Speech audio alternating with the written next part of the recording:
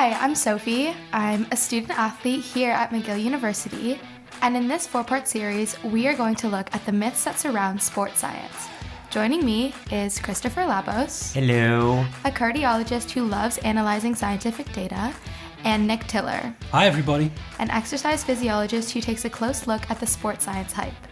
This is The Body of Evidence Tackles Sports Science, Episode 2, Recovery.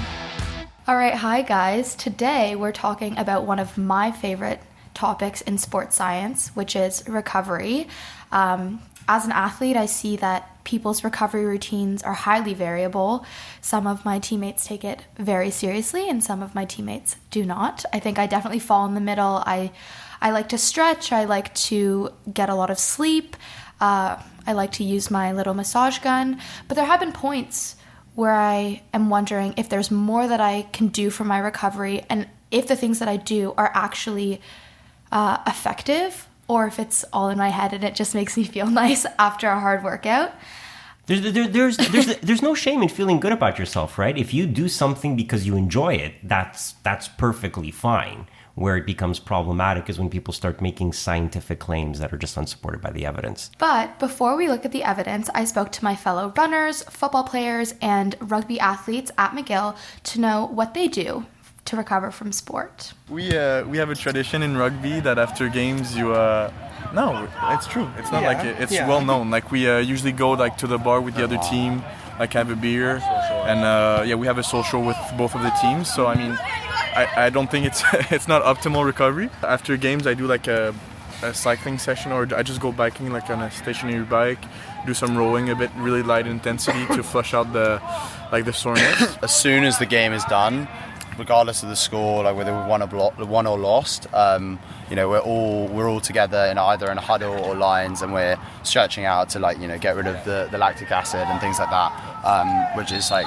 pivotal to, I think, the start of our recovery.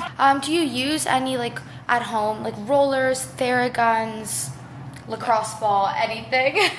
Yeah, I use my Theragun quite often. I always use it for practice. I have a Theragun, proud owner. I don't know how much it actually helps, but it feels really nice on a tired set of legs. I would say stretching is an important part of my recovery, but it does depend on the week or where we're at the training cycle. First of all, sleep is really, really important. I'm trying to get 9 hours of sleep, that's for sure. Eat well, go to bed early, that's it. I don't believe in anything else. There is a massive effort in our team to stretch, eat, sleep. Sleep's the biggest one. How often do you take ice baths? I'll say sometime twice a week, sometime once, sometime never. I've been advised to only ice after practice and not on my recovery days, and to alternate between ice and heat. Oh, the contrast tub? Yeah. I personally, I'm a huge advocate for ice baths. I found they've massively helped me. I've had a bunch of injuries in the past, like muscle ones, and my groin recently has been really sore. Go in an ice bath, 10 minutes. I mean, it's Baltic, but it's brilliant, and it makes a massive difference with your muscles and the days after. Right now, we are staring at a group of girls from the soccer team who have just finished practice, who are waist deep in garbage buckets full of ice water. It's making their legs really cold. They're going to get out and their legs are going to feel really stiff. Hopefully, I'm guessing their intended goal is tomorrow when they show up for practice again, their legs are as fresh as can be for some more pounding on the field. Right. I think the biggest thing that I've been wondering about lately when it comes to recovery is if we're going to be trying to quantify it, what do you measure? What are we measuring when we're saying stretching makes me 10% more recovered than if I didn't stretch, and all these little numbers, when do they start to matter? If it's 1% increase in, again, what numbers are we talking about? But how do I know, as someone who is I'm 20, I just started reading literature and trying to understand how science is done and how I can make sense of all the data that's given to me. What metrics are we using to quantify recovery? Smoke and mirrors. Okay. Well, I guess in the literature, you can look at data that is subjective and data that's objective. So the objective stuff would be the gold standard. So if you do a training session and it's very difficult and you wake up the next day and you have sore muscles, which anybody who's ever gone and done a hard workout, they'll know what that feels like. Especially after the age of 40. Exactly. You get it more and more often. Everything hurts. But then you can take for example, in a lab study, you can take a blood sample, you can look at measures like CK, which is creatine kinase, or LDH, which is lactate dehydrogenase. Now, both of these are markers of muscle breakdown. Okay, so you can actually take a blood sample and look very objectively at the state of the muscles, and you can determine if a particular recovery intervention is facilitating recovery of the muscle. But then you've got arguably the more important measure is the perception, the subjective responses, because this is what most people are going to be using on a day-to-day basis. Most people don't have access to sports science labs or clinics. Right. So this would be if your muscles and whose fault is that, Nick? Whose fault is that? That's my fault? It sure ain't mine. I got to blame somebody. I can't take responsibility for anything. But this would be if your muscles are tired, if they're sore, if they're stiff, right? So you can go and do some kind of performance measure, do your very, very tough workout and do the performance measure again and look at the drop off to see if there's some kind of drop off in muscle performance. And these are the things that most people will be using on a day-to-day basis. The problem with that is that perceptions can be contaminated by the placebo effect. Yep. So if you expect that something's going to work, if you believe that something's going to work, then there's a very powerful psychobiological effect whereby you will convince yourself that this thing has worked. And this is very beneficial, but it can get us into a bit of trouble as well. Yeah. Right. So my biggest question always, and now that I have Nick here, and what are the things that are going to be most beneficial for my recovery? Lots and lots of money. Okay. Well, definitely having limitless resources will be Okay. beneficial to you, but the reality is most people do not have unlimited resources. So in terms of it's probably easier to look at the things that are not particularly effective. Yeah. And we can rule some of those things out, and we can talk afterwards about the actual ways that you can maximize recovery. So, for example, I think some of your friends and colleagues said that they were using ice baths after hard training. Now, ice baths have been used for a long, long time, decades in high performance sport. And it all relates back to this idea that if you have some kind of soreness or inflammation, if you apply an ice pack to it, if you have an injury, an injured knee, you apply some ice to it, and it's the idea that the ice can reduce the inflammation. So, of course, if you have sore muscles, the idea being that if you immerse yourself in cold water or even ice water, then it's going to reduce the inflammation. If you look at the controlled studies on this, there is evidence that it will reduce inflammation by some very, very small amount, not necessarily more than if you were to take an anti-inflammatory or if you were to just do a nice cool down, sit on a stationary bike for a little while. But actually, there's plenty of good research now in the last couple of years in, for example, the Journal of Physiology, which is a very well respected, revered science-based journal. And they found that actually applying cold water post-training actually inhibits recovery. It blunts the muscle protein synthesis, it blunts anabolic signaling, and these are the things that we generally need in order to help the muscles repair, to help the muscles recover. And cold water actually blunts those signaling pathways. If you were to do a heavy training session, particularly a resistance type session, you upregulate muscle protein synthesis. You want to make sure that you're getting enough protein in your diet to help you recover. So this is a nutrition-based recovery intervention. And cold water actually blunts muscle protein synthesis. So if you actually look at the net benefit, it's probably going to be negative overall. There's going to be a net disadvantage to regular ice bathing. So I'm just wondering how long it's going to be for the science to penetrate the application. Yeah, I think ice baths are just so popular in the just general sense, like it's in the public consciousness, that it's going to be a very hard thing to dislodge because people are just so used to it, right? And you know, there are people who do ice baths as part of their cultural thing, like going for like, you know, these polar bear clubs that go. They're not doing it for any medical reason. They just enjoy it. It's a social activity for them, and so it's become part of our public consciousness, and we tend to self-justify a lot of the things we do. I will sort of be a nice apologist here for a little bit, because I have seen people really sort of really disregard the value of ice. There is still a value in applying ice to an injury, right? If you fall and you twist your ankle and you put ice on it, you will have less swelling, and that's important for being able to get your shoes on and off. So I do see people say ice is useless, and it is not useful for many of the things that people think it is useful for. But in terms of if you were to fall and hurt yourself and sprain your hand, whatever, putting ice on it is going to decrease swelling because it does decrease inflammation. It is useful during the acute phase of illness. It's just not going to be useful for long-term recovery, because after a few hours, I'd say even probably like an hour, it's probably no longer that useful to keep applying ice packs. But if you bonk yourself on the head and you don't want to get a bump on your head, putting an ice pack on there is going to keep that swelling down. Right. And a lot of people use ice baths or cold water because they just like the way that it feels. Yeah. It helps them to refresh. A lot of people start their day this way, and there's absolutely nothing wrong with that. There are some indications that it might not be particularly good from a sort of a cardiovascular perspective. Does it increase cardiovascular risk? Very cold temperatures can be a bit of a quote-unquote shock to the system. So if you're not used to it and you get in there and you're going through a stress response and your heart rate shoots up and you have pre-existing heart disease, that's maybe not great.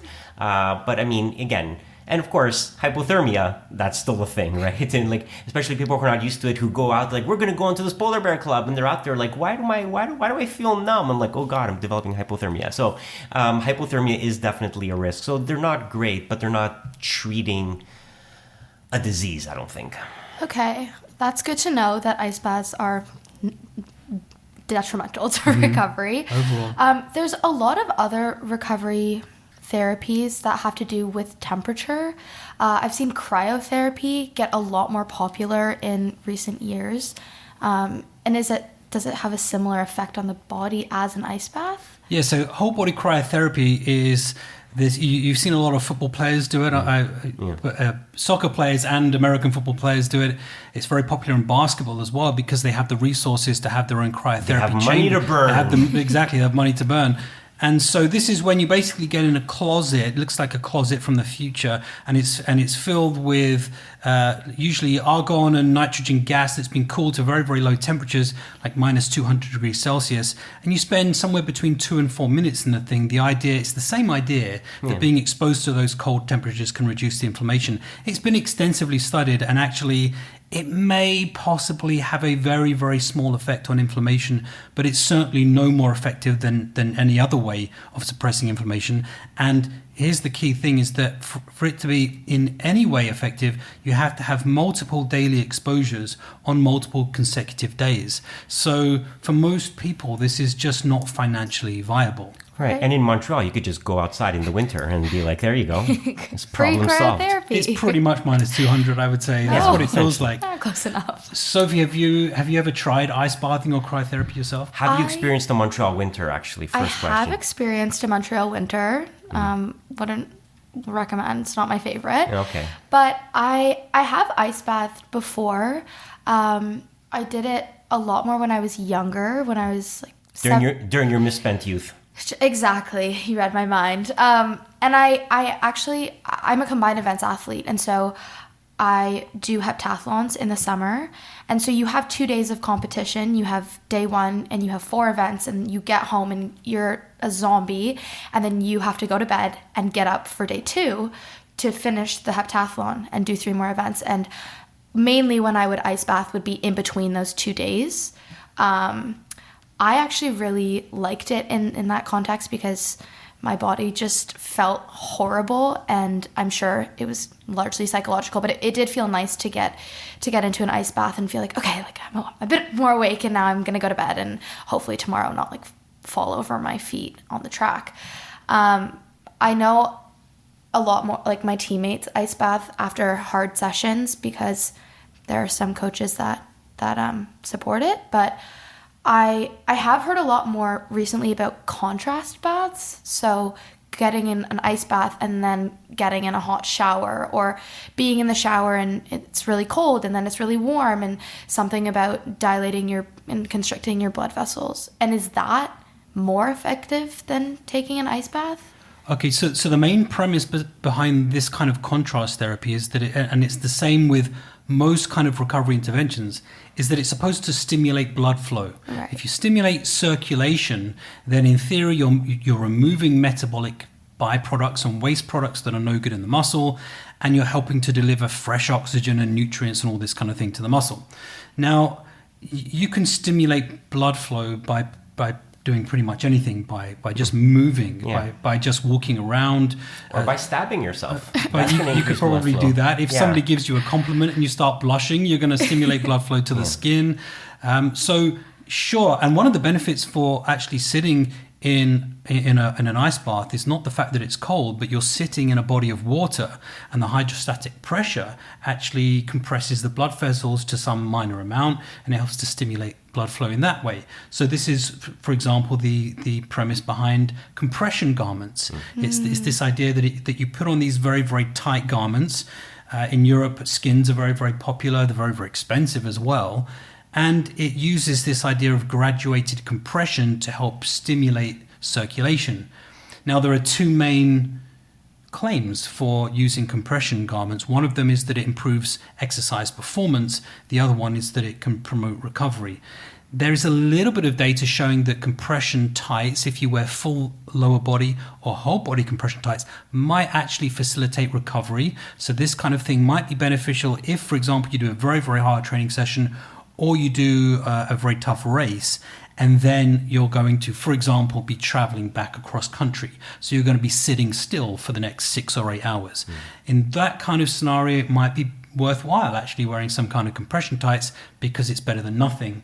But in terms of the performance aspect, there's hardly any high quality research showing that wearing these types of garments will improve exercise capacity or performance. There is one clinical situation in which we do use compression tights, stockings, pants a lot, and it's in patients who have heart failure because to fight leg swelling. What heart failure essentially is you're accumulating water, and water accumulates in your feet because, gravity. If we could convince people to walk on their hands, we wouldn't have this issue. But because people walk upright, because they insist on bipedalism for some reason, all the water accumulates in your legs, and your legs swell. And you might think, well, who cares? It's actually a big deal for your legs to be swell. Your shoes don't fit. It's actually, it can be very painful. And so the one thing, we obviously have medication, to treat heart failure, but the one device that does work is compression stockings. But the ones that work best are really those full length ones that go from your feet up your legs, basically to your hips. Okay.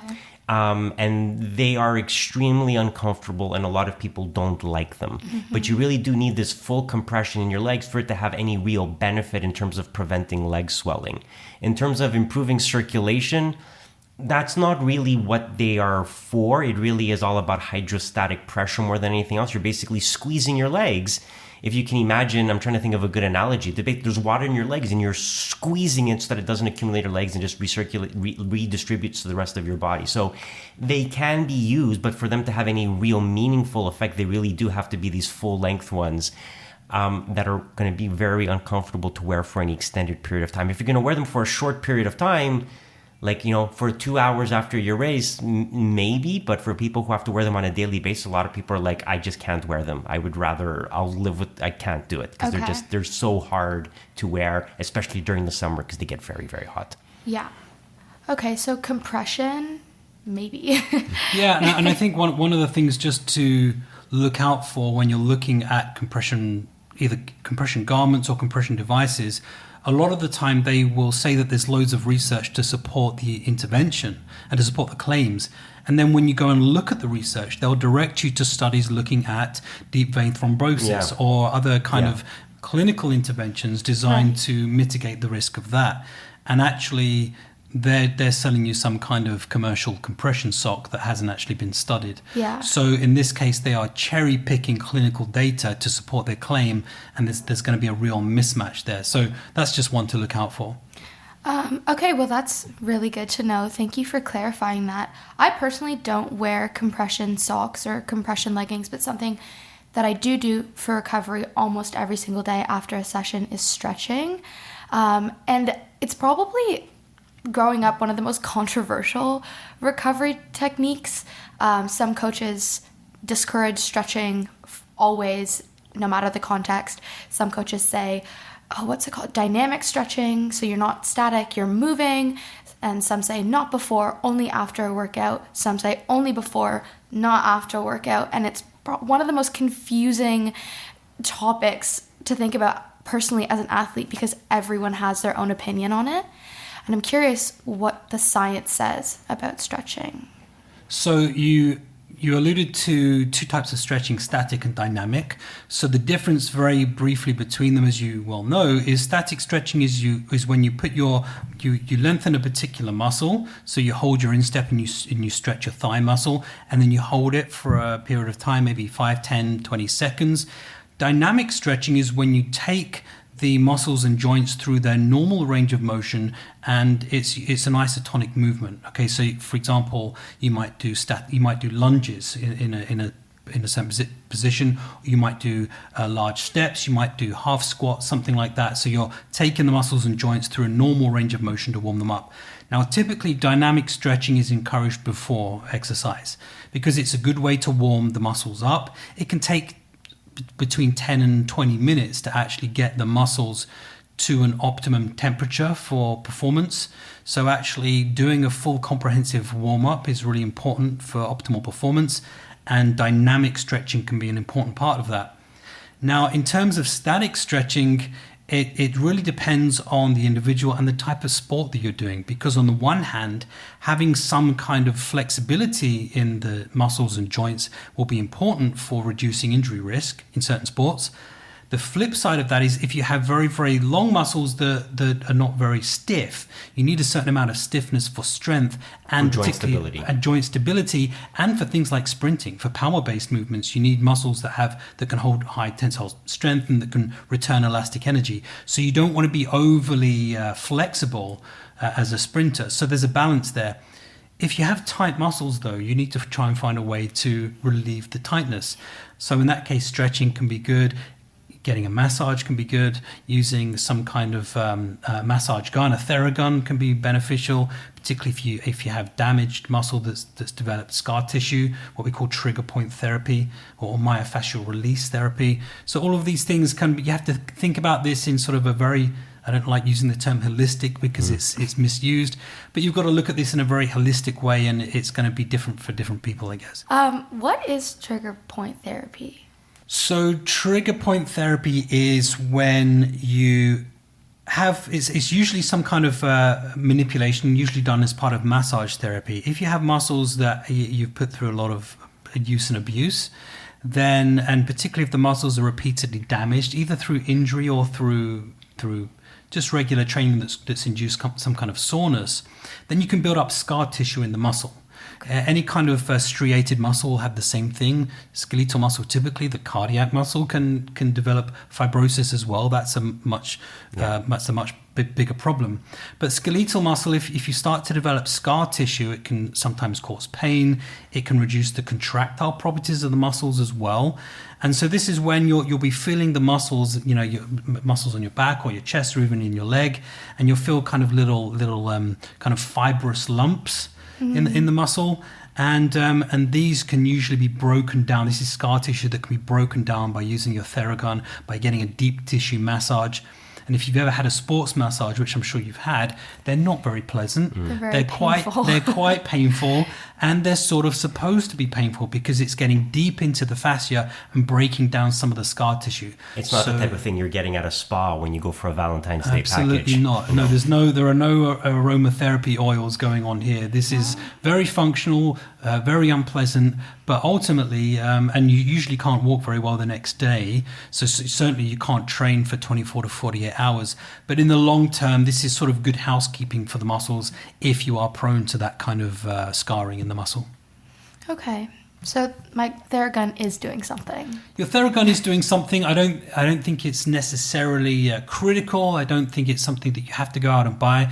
But if this is how you choose to keep your muscles in good shape, some people like to foam roll. Some people can just massage themselves. Some people like to get regular massages from a therapist. However you want to do it, that's up to you.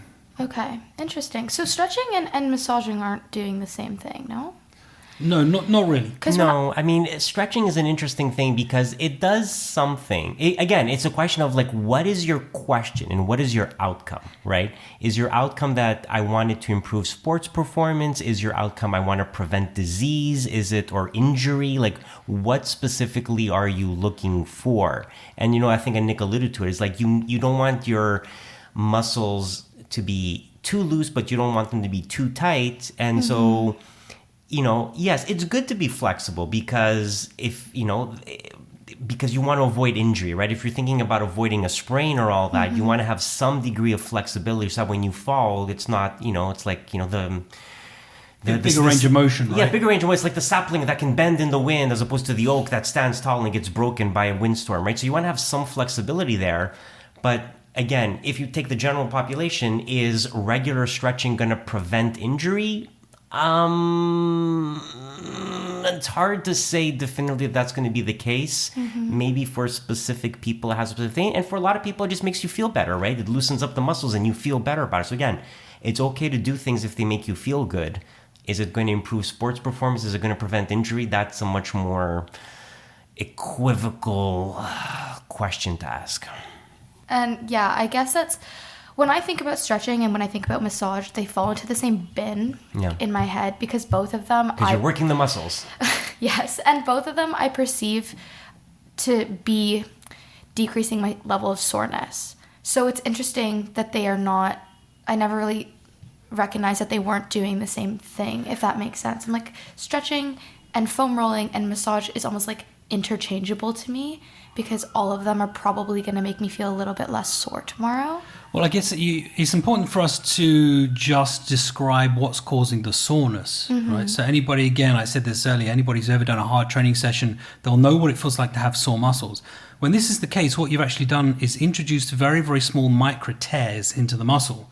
Now, if you have a major tear, then you get injured and you have to take time off. And if it's really don't go stretch a torn muscle. Right. That's just making things worse. And if it's really bad, then you might even need a surgery. If you tear a tendon off the bone, for example, that's a major surgery. But when you have just generalized soreness, you have very, very small micro tears in the muscle, and then it causes some kind of inflammation. So this is why the muscles are sore. This is why they're painful, and you get this kind of inflammation that's going on. So we've got to think about the ways that we can actually help the muscle to recover. So we've spoken about things like, ice bathing and cryotherapy and stretching. And compression tights, but actually the main components of recovery are, you've said it already earlier, getting good sleep, because your body recovers and refreshes when you sleep. You get the highest growth hormone spurt, the highest growth hormone release throughout the day occurs when you sleep, and growth hormone, as you would expect, is really important for the growth and maintenance of muscle tissue. Getting your nutrition sorted, particularly getting enough protein. Carbohydrate as well. Carbohydrate is important for muscle recovery. So what you're saying is I should eat more donuts. More donuts, more protein. And again, protein doesn't have to be red meat. Yeah. Protein can be chicken, and it can be eggs and dairy and non-animal based protein as well. Plants have protein too. Plants have protein, nuts and seeds and legumes. All of this is protein. And we need to make sure we're meeting our protein demands. So make sure you understand what your protein needs are.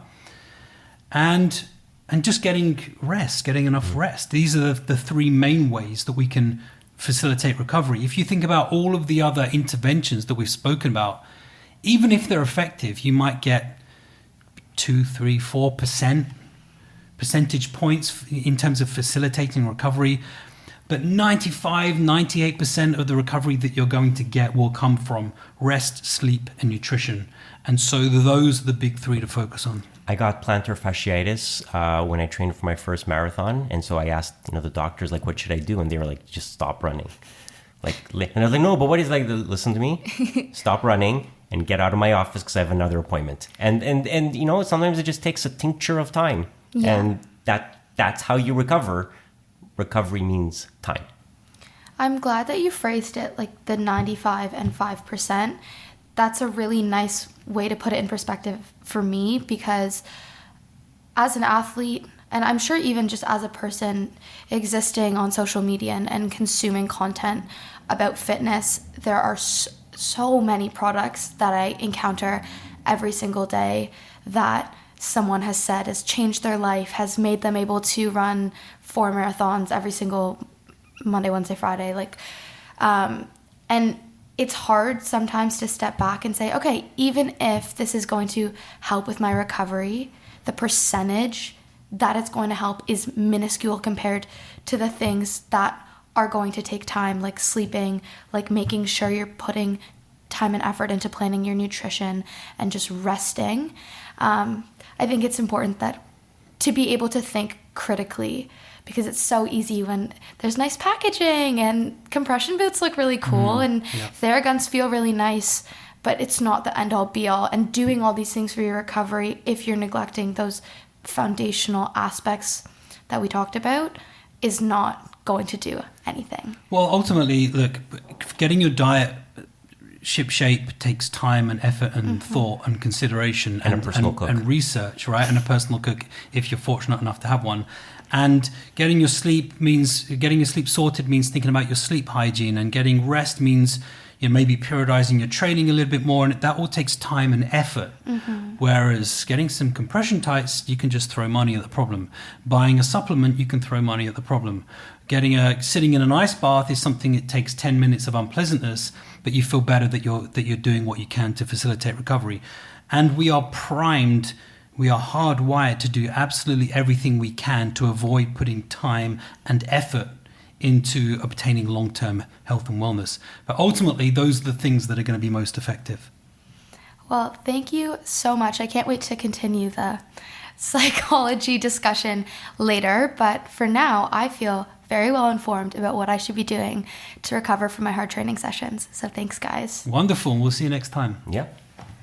And that's the end of our show. Theme music by Joseph Hackle. You can find him on Bandcamp as Teflon Joe. Illustrations by Luke Willett. To support our show, go to bodyofevidence.ca/about or find us on Patreon. Patrons of our show get a bonus episode each month called Digressions. Our website is bodyofevidence.ca. The Body of Evidence is not affiliated with the McGill Office for Science and Society and is a production of 1254-0851 Canada, Inc. And when trying to decide if a study is good or not, remember the Body of Evidence creed. A study in mice is not a study in people. Coincidences are easy, proving causation is hard. Scientific studies are like movies. Some are just bad. We can't stop at a single study. We have to look at the body of evidence.